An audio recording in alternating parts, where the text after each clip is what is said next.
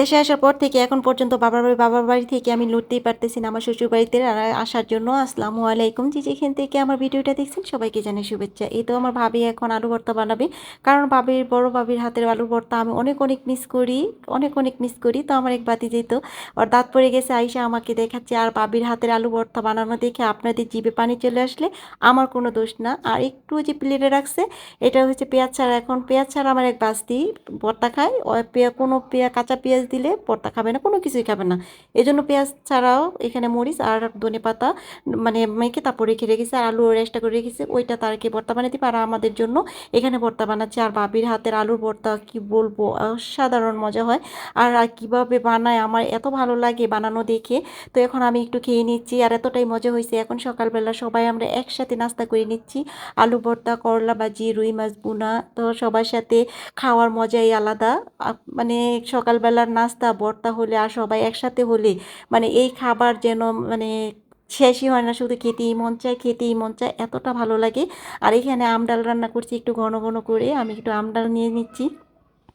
আলু ভর্তার সাথে তো মানে ডাল হলে আর কিছু লাগে না, কি শান্তির এক খাবার।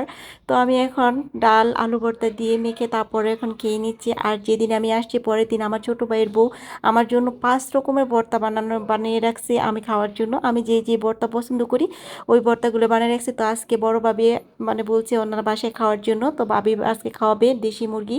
বাইয়ে দেশি মুরগি পাঠাইছে, দেশি মুরগির ভিতরে আবার ডিম হয়েছে।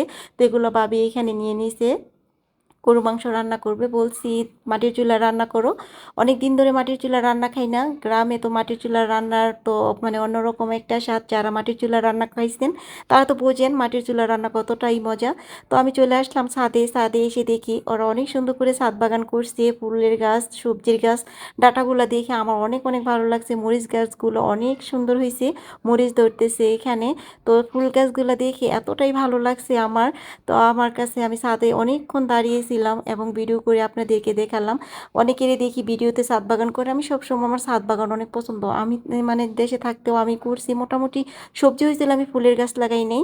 তো এখন আমি হাতে মেহেদি পড়তেছি, আমি 6 বছর পর হাতে মেহেদি পড়তেছি, আমার বাস্তি আমাকে দিয়ে দিচ্ছে। যখন বাস্তিরা ছোট ছিল তখন বাস্তিদের আমি মেহেদি পড়াতাম, এখন আমার বাস্তিরা বড় হয়েছে, এখন আমাকে মেহেদি পড়া দিচ্ছে। মেহেদি যখন পড়তেছি তখন আপু কাঁঠাল ভেঙে নিয়ে আসছে খাওয়ার জন্য, তো আমি এখন কাঁঠালও খাবো, মেহেদিও পরবো। এক হাতে বাস্তি মেহেদি দিয়ে দিচ্ছে, আর আমার আরেক বাস্তি আমাকে কাঁঠাল খাইয়ে দিচ্ছে।